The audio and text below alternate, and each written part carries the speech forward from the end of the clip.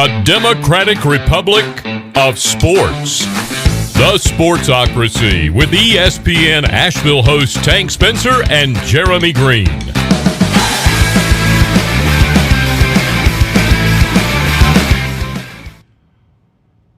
Welcome into the Sportsocracy. Tank Spencer and Jeremy Greene with you on a Wednesday morning, a championship morning for the Los Angeles Dodgers. I know. The raspberries coming off from the side of the camera by the Tampa Bay Rays fan. Ron's not too happy this morning. But the LA Dodgers doing something they haven't done in 32 years, winning a World Series. I always take solace in seeing all of these long streaks ended, especially for a historic program like the LA Dodgers. Winning 3-1 last night over the Tampa Bay Rays. And unfortunately, the headlines and the overreactions this morning are not about the World Series and the game and how Kevin Cash really fucked up last night. What I don't understand as a baseball manager when you have a guy that is out there just slinging it, a guy that didn't Blake Snell win a Cy Young Award? Yeah. A guy who won a damn Cy Young Award is out there dealing. And in 5 1/3 innings, he gives up one hit. Actually, he had given up 2 hits in the entire game, no runs. They take him out of the ball game. He had struck out 9 batters on 75 pitches, and they took him out, and immediately the Los Angeles Dodgers scored 2 runs. So all of this is directly on the shoulders of Kevin Cash, the manager of the Tampa Bay Rays, in my opinion. But we're not talking about that today. Apparently, what all the national media wants to talk about is the coronavirus. And how scary it is that one of their guys tested positive in the middle of the game and then came back out for the celebration at the end. What happened there? Did he just get tested in the middle of the game? So he got tested, I guess, the day before the game. The test was inconclusive, so they retested it. The results of the retest didn't come back in until like the 6th inning. And I think it took 2 innings to get the word to the Dodgers that Justin Turner needed to be pulled out of the game and quarantined immediately. Yeah. Well, I mean, it's baseball, so they had to, get their quill and scroll out to get the message to anybody because they don't understand what a fucking text message is. Right, so they pulled Justin Turner out of the game in the 8th inning and then tell him, you need to quarantine and all of this. The Dodgers go on to win the game, and then he goes back out onto the field for the celebration. Now, he wasn't out there for the big team mobbing. He waited until everybody had cleared the field. He waited for about an hour, and then he went out with his wife. It was just him and her. They took pictures with the World Series trophy, and they're, I can't believe he was kissing his own wife with no mask on. I got news for you. He just won his first World Series. He did more than kiss his wife. I promise you. You run, tell that.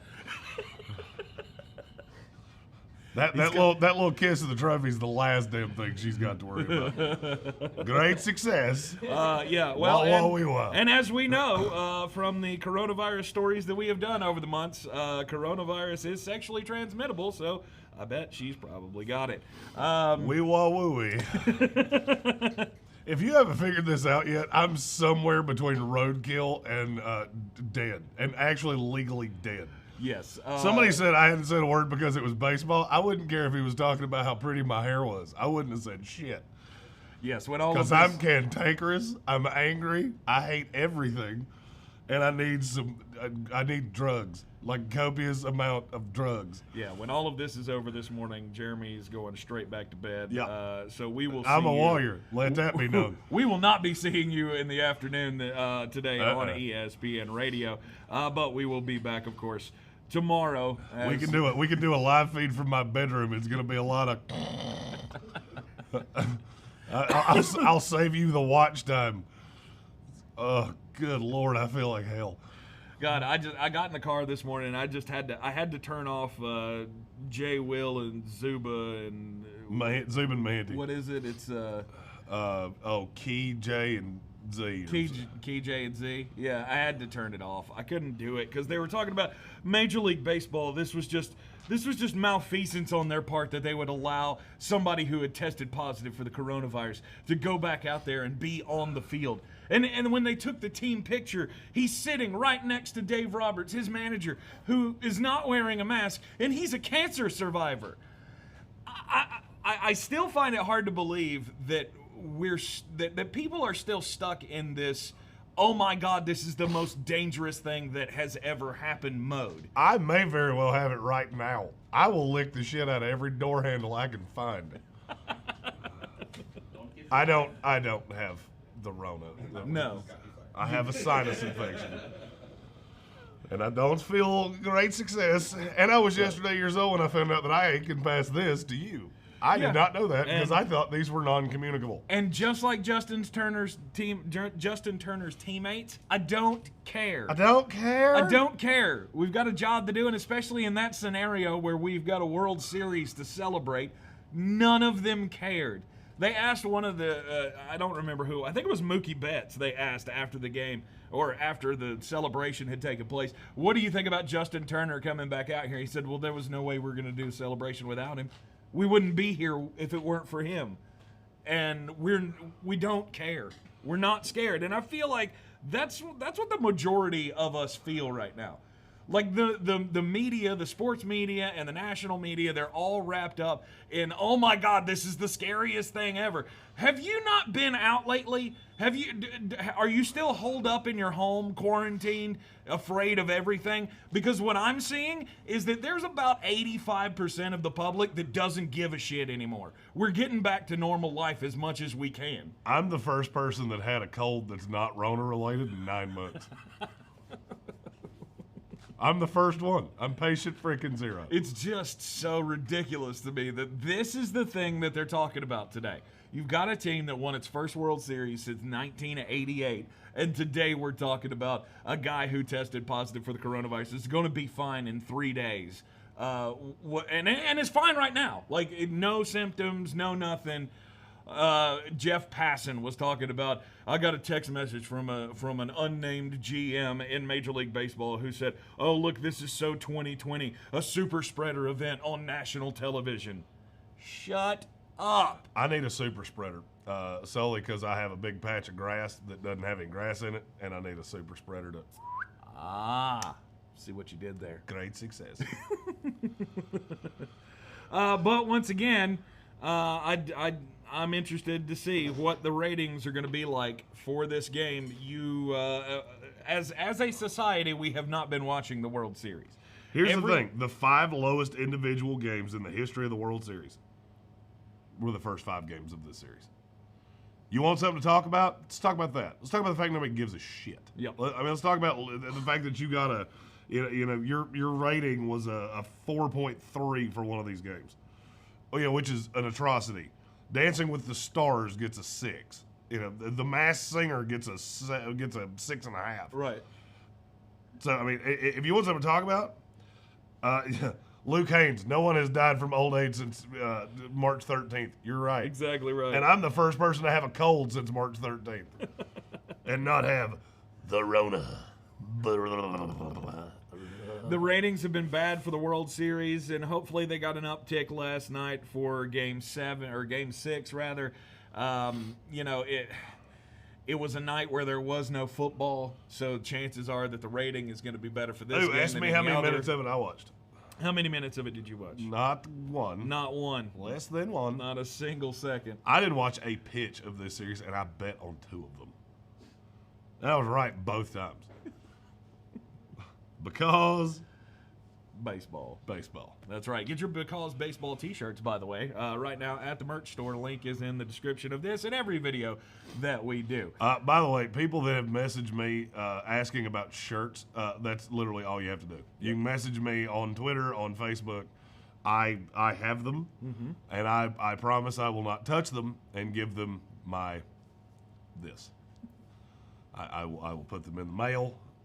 And hopefully, unlike Donald Trump ballots, they will be delivered in 2 to 3 days. Nice. But Yeah, the ratings kept going down for each and every game of the series, which is weird because, Game 4 ended up being one of the great World Series games of all time. One of the weirdest finishes that you'll ever see. And it's not the quality of it. It's not the quality of the product. Nobody cares. Yeah. I mean, literally, I am the definition of the average baseball fan because I don't have a favorite team. I don't have a favorite player. I could not name you more than one player that plays for the Tampa Bay Rays. It's Blake Snell. That's it. Mm-hmm. 0-1. I don't know anybody else. And as long as that continues to be the case, you're going to have this problem. You just are. Yep. Until you start building stars, you're going to have this problem. See, I don't think you're like the average fan because I think the average fan does have a team, and I think that's their problem. The problem is that there's no interest in the game outside of your team. Well, you had one of the 4 most popular teams in baseball. Mm-hmm. That didn't drive a number. No. I mean, we've had a series that was the Kansas City Royals and the Tampa Bay Rays in the last 5 years. Guess what? That didn't do as bad a number as this did. Mm-hmm. And it's got everybody around the baseball world scratching their heads thinking, what happened in 4 years? How did this happen? Because Game 7 of the 2016 World Series ended up getting 40 million viewers. Chris Enfield had the perfect analogy of baseball. He said, I was on Facebook for an hour before the show and didn't know who won until the show came on. Really? Straight up. I mean, find somebody talking about, woo, Dodgers in your timeline. There might be one. Right. Congratulations to Mike Morgan. That's right. Our great friend that is a Dodgers fan. And he's the only one that I know. He's the only Dodger fan you know? He's about the only baseball fan I know. But, yes, he's the only – I meant he's the only Dodger fan I know. Gotcha. Dodgers winning the World Series. L.A. is now title town. I was hoping it was going to be Tampa Bay, but it's not. Yeah, when the Rams win the Super Bowl, it'll really be title town. Holy great cow. Success. Not going to happen. Oh, God. What? You Tampa fans just crack me up. Did you see Colin Cowherd's hierarchy? No. Tampa's number 1. So Cowherd has Tampa at 1. Yep. You know what makes me feel better about having them at 5?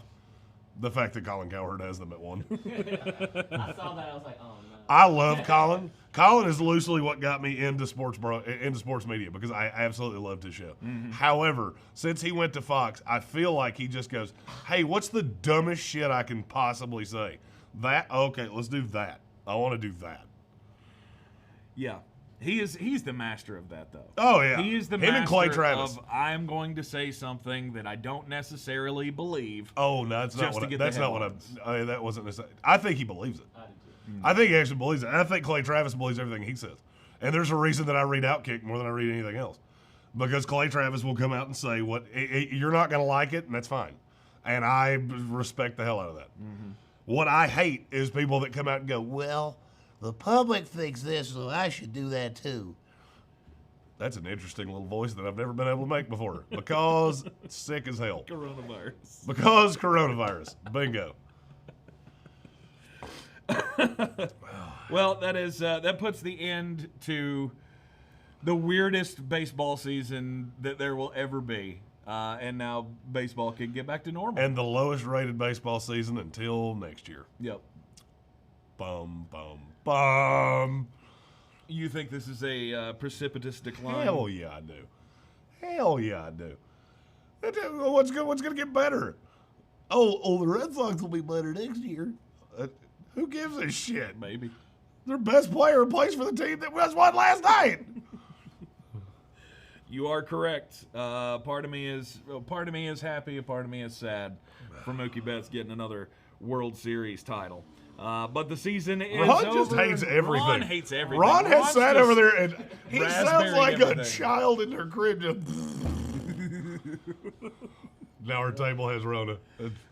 Super spreader. I think you got it on my computer. Second wave. Yeah, touch that. Yeah. There you go. 2 days from now, the show will be just me and Ron talking about bullshit. Bum, bum, bum, bum, bum, bum.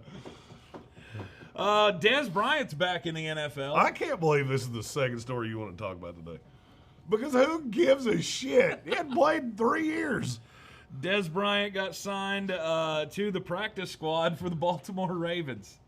Yeah. All right. A team that already doesn't throw. Let's talk about a receiver. See, look, Football. it just goes to show you that if you just keep putting all of the videos on Instagram, eventually somebody's going to pick you up. Speaking of that, we're putting a video on Instagram Monday. And it involves me, and it involves a Chris Farley bit that is going to be recreated on this stage right here. Great success. You already have your costume? Uh-huh. Nice. Uh-huh. I've already got my Patrick Swayze, too. Yeah. Whoa, whoa, whoa. That's scary. All right, look for that on Instagram on Monday. But Des Bryant back in the NFL, do you think that he can make a difference? Do you think he's actually going to see time on the field in a regular season game? Oh, I think he'll see time on the field because he's a great blocker. Mm-hmm. But, I mean, in terms of I've heard people asking, is he fantasy relevant? Oh, No. No, he's not. Is he does he make this team a Super Bowl contender? No. I mean, they already were. It doesn't have shit to do with him. He's an ancillary piece, and he helps because he is a damn good blocker. Mm-hmm. That's it. He'll catch some passes. You know, I would say it'll probably be week 10 before you actually even see him in a jersey. Mm-hmm. But, I mean, this is a guy that just tore an Achilles a year ago. So, I mean, don't expect much because there ain't going to be much there. It's definitely not on the level of the other move that the Baltimore Ravens made, bringing in Yannick Ngakoue. Yeah, that one's important. That's going to be an matters. Impact play. Yeah, that matters. Des Bryant does not. I think it's going to be fun to see him out there. I hope that he does well. I hope to see him come back and have a nice finish to his career. I've always been the guy that hates to see players hang on too long, so I don't have high hopes that he's going to be able to come after a 3-year layoff and be an integral part of this offense. But I think he is another weapon that you're going to have to account for him when you're on the field. I think he's a number 2 receiver in a run-heavy offense. Mm-hmm. That's what I think. Yep. I don't think it matters. I've heard a lot of talk about this, and I just don't understand why anybody cares. Because it's Des Bryant, because he was a superstar. He was never a superstar. Not even close. He was the number 1 receiver on America's team, which gave him way more pub than he ever deserved. Ever. Okay. He's not a Pro Bowler? He didn't... He's been to 3 Pro Bowls. He didn't get Whoop-de accolades? fucking do. Okay. Define superstar. He's never had 100 catches in a year. He's been over 1,000 yards 3 times. Whoopee do. What would you like? The comps on him? Because it's a lot of Antonio Freeman, T.Y. Hilton, Chris Collinsworth. Oh my God, Chris Collinsworth is the last one. Pro Football Reference does this career comparison. Deshaun Jackson, T.Y. Hilton, Chris Collinsworth, Derek Alexander, T.Y. Hilton, Antonio Freeman. Derek Alexander. You know what all of those guys have in common? None of them were superstars. None of them. And that's what Des Bryant was when he was healthy. Mm-hmm. Now you're telling me he blows an Achilles and he's going to come back and all of a sudden he's going to matter? I'll pass. I'm going to call that a hard pass. And, coming back at, what is he, 33? He and I are virtually the same age. 31. He's 31. He's 31 years old. Than me. Do you know the last time he had 1,000 yards in a year? 2015. You're too recent. It's 2014. Wow. He's not good. He's not relevant. Good. His last 16-game season, he had 69 catches for 838 yards. Mm-hmm. Dallas Cowboys also making another move yesterday as Everson Griffin was traded to the Detroit Lions. What is the impact of that? Is it going to matter for the Detroit Lions? Are they really Chris playing Edfield for has something? a good point. Mitch Trubisky went to a Pro Bowl, so I'm going to need you to do better than Pro Bowls. The Pro Bowl is like the greatest popularity contest in the history of time. Uh-huh. You're asking me about Everson Griffin. I don't care. He's going to the Lions. Woohoo! And they're going to cut Don Terry Poe and they're going to cut Darryl Worley today because they've been terrible. Mm-hmm. If they can't find trades. I love when teams do that. if somebody won't give us something for you, we're just going to let you go outright. Do you see the problem with that? Do you see why that's stupid? Why would somebody give you something for somebody if you just told them we're just going to let him go anyway? Mm-hmm. But I mean, they're changing. I don't know if there are specific people. I always found it funny that Everson Griffin was the guy that they had on SportsCenter in the post game at the press conference saying, you know, we're still together, we're all these other things, and then they ship him out of town. Right. That's amusing to me. But what my question is, what are the Lions playing for here? The Lions could be a playoff team. I don't think they're going to be, but they could be. They really think they've got a shot at the playoffs. They do have a shot at the playoffs. They're the second best team in the division. Mm-hmm. I said it, and I meant it. I don't think anybody. Well, I guess there are people that still think the Bears. Chicago Bears. Yeah, there's still people that think the Bears are a thing, and they're not. They're right. bad. But adding Everson Griffin doesn't really move the needle for me. I mean, it adds another pass rusher. It helps. You know, they run a 4-3 where Dallas runs a 3-4. Everson Griffin never fit in it. Mm-hmm. Also, Eric Reed is back in the news, as apparently the Washington football team gave him a call and said, "Hey, we just lost Landon Collins. Can we bring you into the practice squad?" And he told him to pound sand. Yeah, I would rather sit at home. I would rather sit at home than play for you. How about that? Well, he was upset because he got invited to the practice squad. They didn't want to put him immediately on the active roster. Hey, there's another player that we've talked about way too many times for the level of talent. He's a decent safety. He is nothing to write home about. Right. But that's not going to happen. He says, you know, if they want to call me later and put me on the actual active roster, then I will definitely think about doing that. But in the meantime, the Washington football team going to roll with a 7th-round rookie on the roster. I think that's what pissed him off more, was that, hey, we've got this 7th-round rookie that we're going to try it out there. We want you for the practice squad just in case this doesn't work out. And I don't know that I can blame Eric Reed for this response. Like, fuck you. Hey, you want to sit at home and make no monies? That's fine. I just said we are still a capitalist society. You want to sit at home and make no money? That's fine. Sit your dumb ass at home and make no money. Right. That's fine. Yeah, Eric Reed, don't worry. We'll call you. If we need you, this is the first call you've gotten in 10 weeks. You're not exactly in high demand, bruh. I'm sorry. Yeah, you're just not that damn good, and you're kind of a pain in the ass. And he feels slighted because Ron Rivera, his coach at the Carolina Panthers, he was there 2 years. He set a couple of franchise records last year for him at the safety position, and he feels like he's worth more than that. To me, this would be an easy no callback. Yeah, I'm good. I'll pass. If I'm the GM and you're not willing to be a team player, and if that means starting on the practice squad, so be it. Mm-hmm. If you're not willing to do that, okay, cool. There's a whole hell of a lot of other safeties out there that aren't. I'm good. Trade deadline coming up on Tuesday of next week. I think you're going to see a lot of movement. The more time is going on, and it could be guys that maybe used to be really relevant. Carlos Dunlop, Don Terry Poe, guys like that. I'm still hearing Stephon Gilmore's going to be dealt before the trade deadline.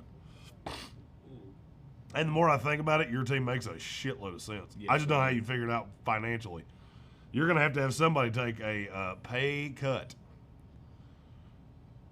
But Stephon Gilmore in Tampa Bay would be fun. It would be. Ron just sent us a message that said, I heard J.J. Watt, there's a rumor of him being traded to Seattle. Yep. Wouldn't shock me at all. Here's the thing. You're not going to get much for him. I don't know that Houston would take the PR hit for what little they would get back for him. And it definitely would be. It would be a huge PR hit. Yeah. Because your team's god-awful. You've already fired your coach that you allowed to decimate your roster. Mm-hmm. And now you're going to trade the one piece of that franchise that everybody, like the face of the franchise, for a 5? Okay. Yannick Ngakoue is in the prime of his career and is a better pass rusher. He got a 3 and a 5. J.J. Watt's worth about a 5. I would agree with that. I mean, you're going to owe him a lot of money, but he is terribly inconsistent. He can't stay healthy. He stays hurt all the time. He can't stay healthy. he misses games every year. I can understand that they wouldn't get a whole lot in return for him.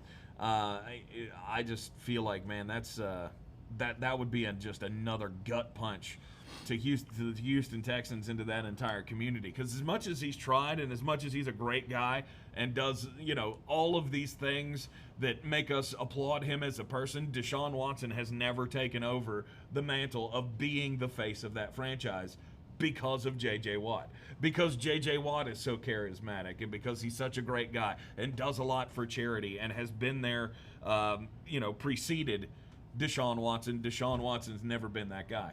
And I feel like this would be kind of a breaking point for a lot of Houston Texans fans if J.J. Watt is shipped out for nothing, practically nothing, and you get a 5th-round draft pick for him. But you got to blow it up. Well, that team's god-awful. Yeah, I mean, you got to blow it up and start over. Houston's terrible, and they play a lot of good teams. So, I mean, it's not going to get markedly better. Mm-hmm. The Cincinnati Bengals have actually told Carlos Dunlap to stay home. They're like, we'll figure it out. Don't even come. Just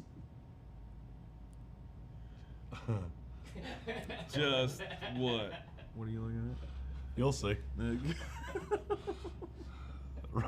Ron and I have a little plan for the end of the show. Just let that be known. I'm a warrior.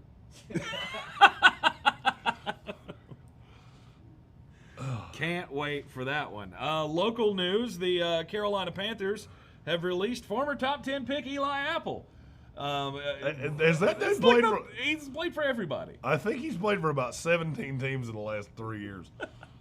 And they all get him in. They all, work him out for 3 weeks and go, all right, this ain't working. He shows up and they go, fuck that. We don't want to do that. It's just another secondary player that the Giants fucked up drafting. Yeah. Hey, Brian, our resident Giants fan, he just took up Ron's raspberry mantle. We're out here in them raspberry fields today. I mean, can you think off the top of your head 2 biggest first-round draft pick punts in the secondary by one team? Now you got Eli Apple and DeAndre Carter within, a 5-year span for the New York Giants? Look, you're talking to a Jets fan. We took Darren Lee and Vernon Golston within 6 years of each other, which is why we don't have a linebacker that's worth a shit. And Kyle Brady. That was back in 95. I don't care. I just like throwing it up every time you talk about how bad it is because I know that sticks in your craw. Something awful. I just did a show in Canada that they titled the episode Kyle fucking Brady. Nice. Because we literally talked for an hour about how anybody would be a Jets fan that doesn't live in New Jersey. They were blown away that there would be a Jets fan in North Carolina. Mm-hmm.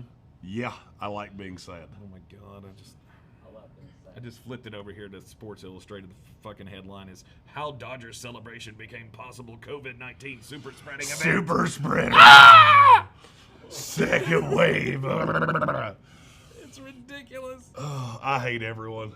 Here's the thing: when I do shows and I'm got the Black Death, I hate everyone. And stupid things like this drive me crazy. He's literally out there with his wife. You dum-dums. Mm-hmm. But close contact for less than 5 minutes to take a team picture, and that's going to spark anything. I mean, the friggin' CDC says if you're not within range of someone who has it for less than 15 minutes, you're not at risk. What are we bitching about? Jeff Passan, Buster Olney. Goddamn, Buster Olney's doing it again. Buster Olney said this morning, it's a miracle, a quote miracle that we got through this season. No, it's not. No, it's not. No. I'm telling you right now, and I feel like I've said this no less than 100 times.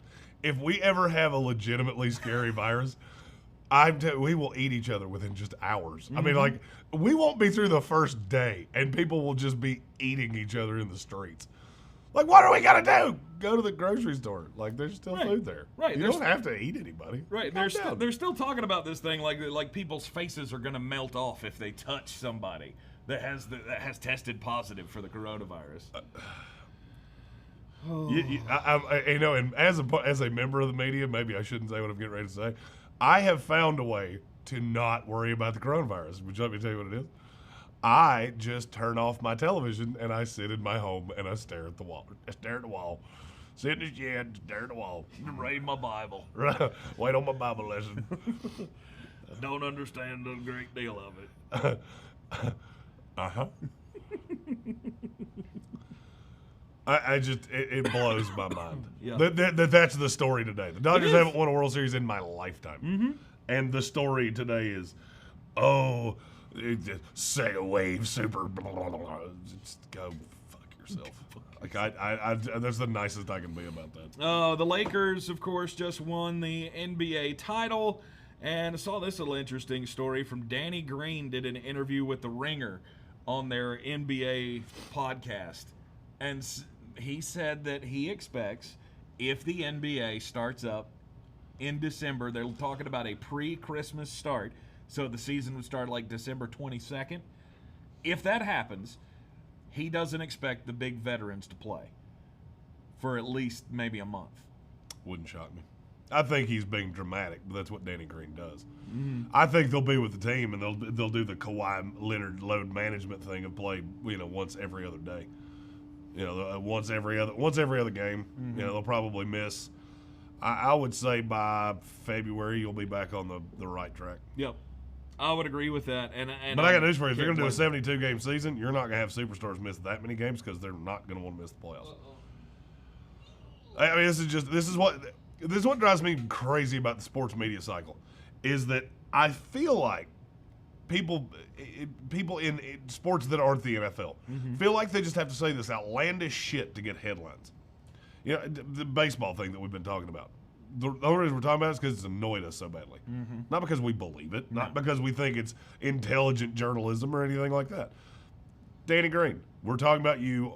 The NBA's over, and we're talking about you because you said some dumb shit. And that's what you have to do. And that's how the media cycle works now. This is the reason that there are so many people that get annoyed listening to, the talking heads like us, because this is what we talk about. Because you have to say dumb things to get your sport on our show in the offseason. I don't think it's dumb, though. I think he's right. 72-game season, you're out of your mind. Grand total, you might miss 10 games. Guess what? You're going to do that anyway. But if you think guys aren't going to report to their teams, you're out of your mind. No, that's not what he's saying. He's saying that they just won't play. He says they'll be with the team, they'll report when they're supposed to, but they won't ramp up like a normal. Like, when the season begins, the big stars like Anthony Davis and LeBron James, they're going to be in preseason mode still. They're going to be getting in there, and they're just going to be doing the workouts. In a 72-game season, he's out of his mind, especially in the West. There's too many good teams in the West. Mm-hmm. If that's the case, then you might be on the outside looking in. Because I got news for you. This Lakers team is not real good outside of LeBron and AD. So, all right, they take 20 games off. They could be 10 games out of first if they with 52 to play. Mm-hmm. Not gonna happen. Stars are gonna play, and like I said, they might take some days off. They might have some load management days. That wouldn't shock me in the least. You're not. You're. Here's the one place where I do disagree with what Danny said is that you're not going to convince me that if the Lakers end up with a Christmas Day game, that LeBron's not playing in that game. Yeah, he'll be there. Right, national television, spotlight. I don't care who they put it against. Ratings have been terrible, and you need to change that narrative. Lakers and the Bucks on Christmas Day. I'd like to. I think that. Yeah, everybody plays. That's the way it would go. I agree. But I think there is some truth to what he's saying, that I don't think they'll play a whole lot to start out the season. Now they start dropping a couple of games, the story changes a little bit. Because if you do have a shortened season, you're going to have less leeway to be able to make that time up. They don't have a lot of time to just sit around. This is a fast turnaround for the NBA. But I feel like it's the necessary thing. They have to do this. They have to try to get back on to somewhat of a normal schedule because they can't continue to go up against football because we saw how they got murdered in the rankings or the ratings. And they will. They will. Mm-hmm. That's the reason that they're discussing the 72-game seasons to get back on track of where your first 2 months are up against the NFL and then everything else is not. And that's when you can draw ratings because if you go up against the NFL, you're going to get demolished just like your finals did this year. Mm-hmm. And I don't give a damn who plays in them Miami and LA are two of the 5 biggest media markets in the country, and the Lakers are the most popular team in the sport by a mile. You're still 40% down or 50% down. That's what happens when you compete with the NFL. You will lose. Mm-hmm. Friday is apparently D-Day on this situation. It is decision day in the NBA. They're trying to, or they've taken the proposal to the NBA Players Association with the pre-Christmas start, December 22nd start, and a 72-game season. They're talking about cutting out the All-Star game and the All-Star weekend, which was supposed to be in Indianapolis this year. You do what you got to do. You got to get it in. You got to condense that schedule some so you can get back on somewhat of a regular schedule for the next season. I don't think the All-Star weekend is going to be cut out. I just don't buy it. You've had a ratings issue, and that's the highest rated thing you do all year outside of your finals, and you're going to cut that out? Don't buy it. Especially after you just had the best All-Star game in NBA history. Oh yeah, it was fantastic. I don't buy it. This is more mouth words. You know, you're just saying things to say things. Oh, let's just throw shit out there and see what sticks. Okay, you have a ratings issue, and you're gonna take out the thing that rates the best. You're either an idiot or you're lying. I lend to believe you're lying, but maybe you are an idiot. This thing has just and I'm talking about the NBA here. Right. This thing has just completely thrown everything into chaos, and I'm talking about the coronavirus and the shutdown and all of it, because, we were talking, Jeremy, you and I were talking about this yesterday. We are less than a month away from college basketball season. Yep. Does it feel like college basketball season to you? No. We don't even have schedules. We don't even know who's going to play where. We've got tournaments that are being canceled as the ESPN made their decision not to have the bubble down in Orlando with their 10 different tournaments that they put on every year. Some of those events may be able to be saved and go elsewhere, but they're not going to do the Orlando bubble situation. So you've got so much flux happening right now that you're going to have a schedule come out 3 weeks before the season even starts. Why are they not doing this? This is predictable as hell. Why are they not doing it? Why are they not doing the bubble? They said it was over testing. Lie. It's a lie. Okay. It's over money. Why would you do this? All right, so ESPN's going to let you come down there, and they're going to put all these guys up in hotels, and they're going to do all this testing, and they'll spend all this money. Why would they do that? Every sport in the world is down, especially if it competes against the NFL. So why would they do it? So they can throw a 2 rating on a Tuesday? No. We're going to put our money in our pocket, and we're going to use it to throw more NFL content out there. Why would we do that? I mean, because really, face it, college basketball doesn't rate outside of the South anyway. And so now you're going to spend all of this money to put all these guys up and test them and do all of these things. To do what? Draw a baseball number on a Tuesday? Right. No. Especially when you consider some of the teams that were involved in those tournaments. Like the Champions Classic, I think, was one, and the Jimmy V Classic were the two that they're talking about moving elsewhere. But that's because those are the games that would rate. Those are the games that, Michigan State and Duke and Kansas and whoever else was involved in all of that. Those are the big name teams. They were talking about, moving these teams like the participants in the Charleston Classic down there into the bubble.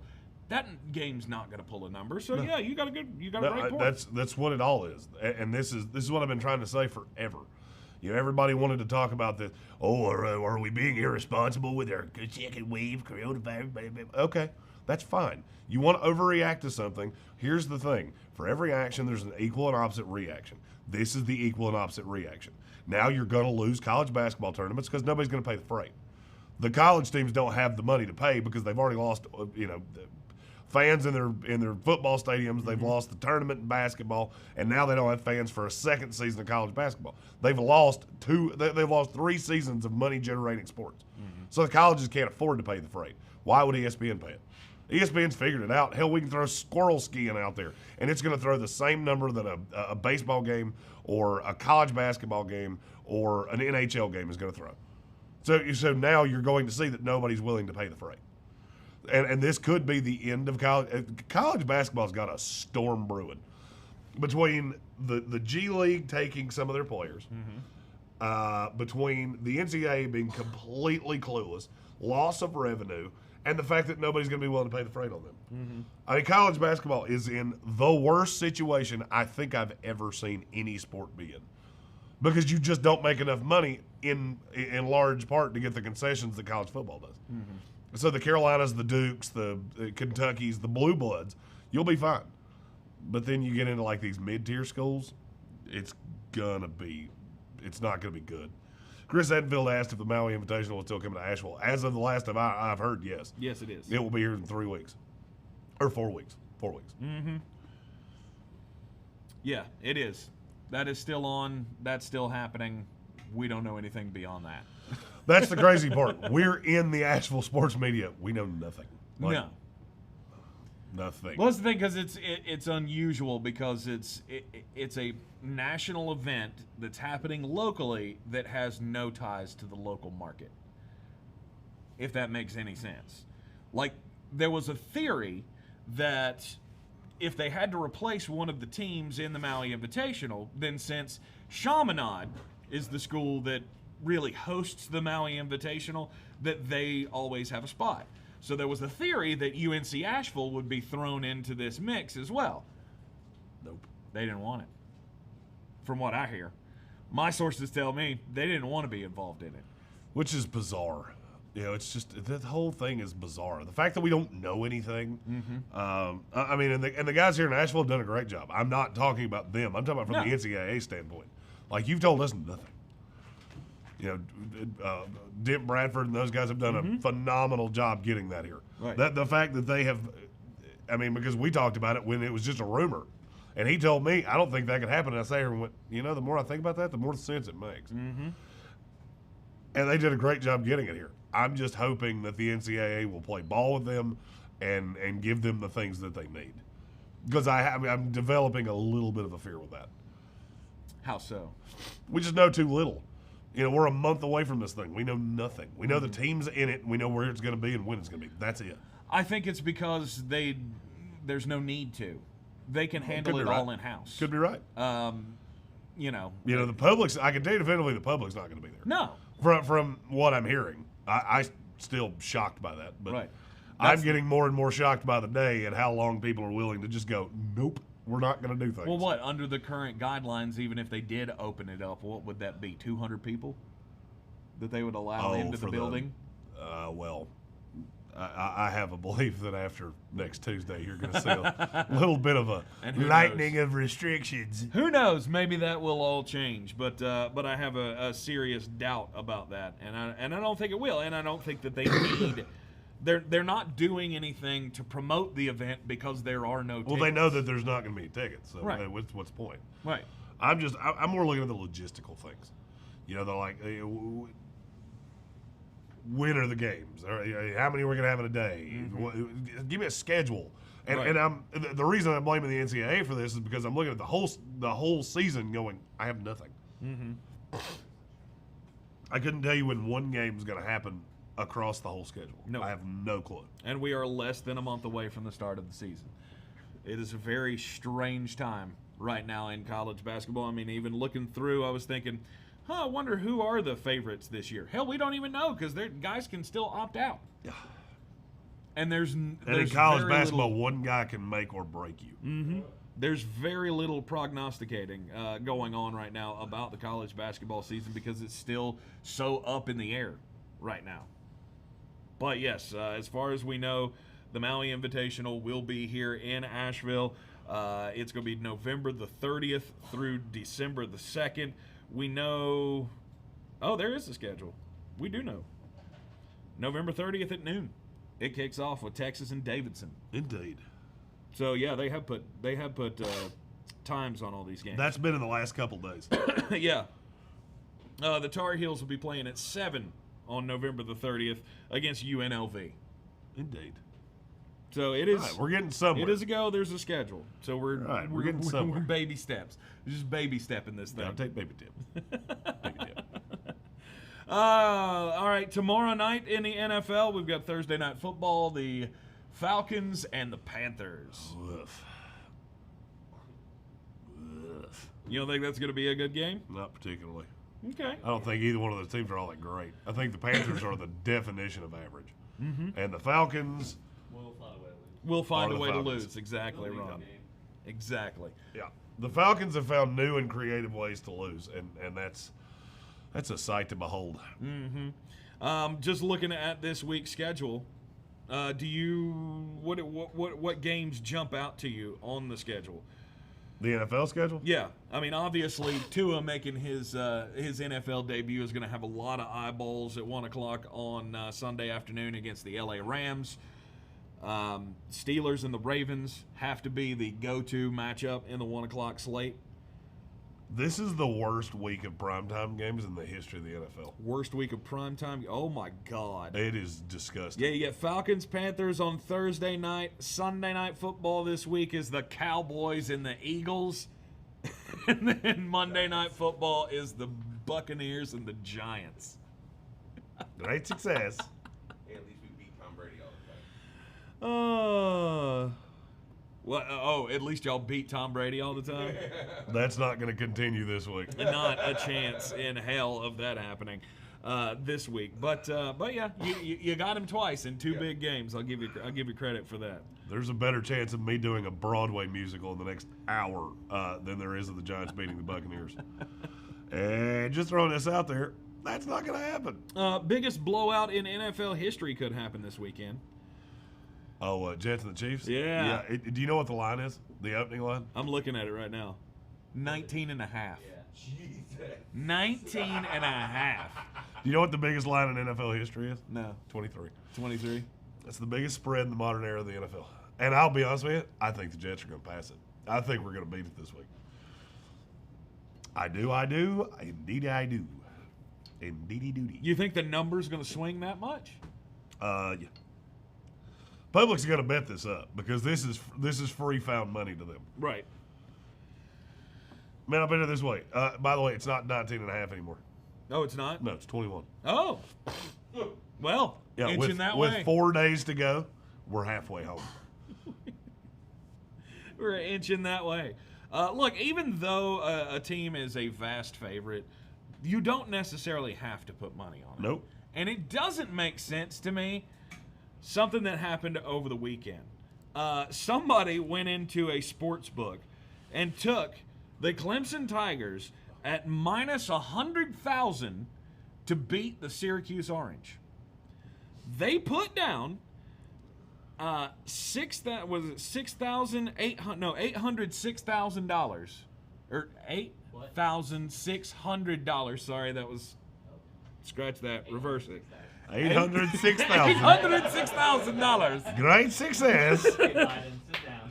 Shut it. Yeah, 8,000. Joe Biden over here can't Yeah. keep his numbers right. 3%.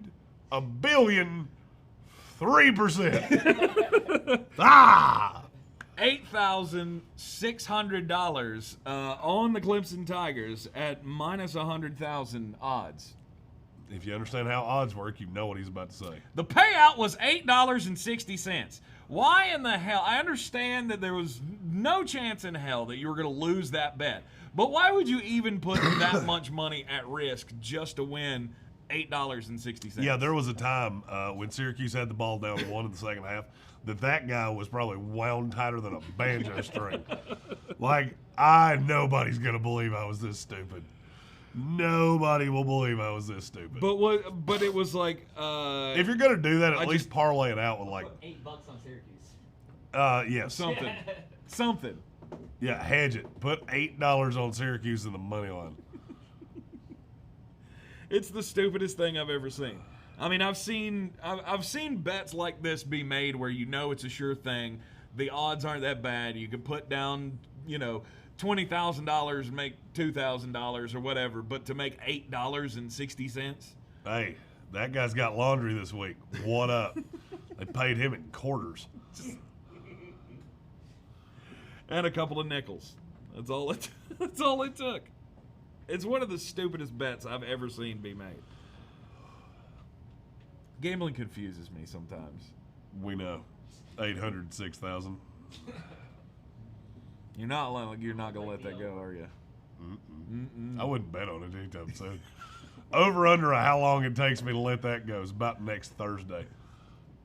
I'll take the over. My chances of that are minus. The good thing is that you're not gonna have to deal with it today because I'm gonna go wash myself in holy water, take a horse bath in bleach, and then drink about 9 NyQuils. NyQuil. Is there an S on the plural of NyQuil? No, I don't think so. Or is it like deer? I mean, unless you're taking the pills, and then maybe I am taking the pills. Okay, well, I'll let you put an S on that. Oh, I could stop and get Here's what I could do. I could stop and get a bottle of NyQuil, chase the NyQuil pills with the NyQuil. You do realize Great that success. you can overdose on that stuff. It's a lot of Well, here's the thing. I got 2 options. Either I feel better or I die. Either one's better than where I'm at right now. So, Okay.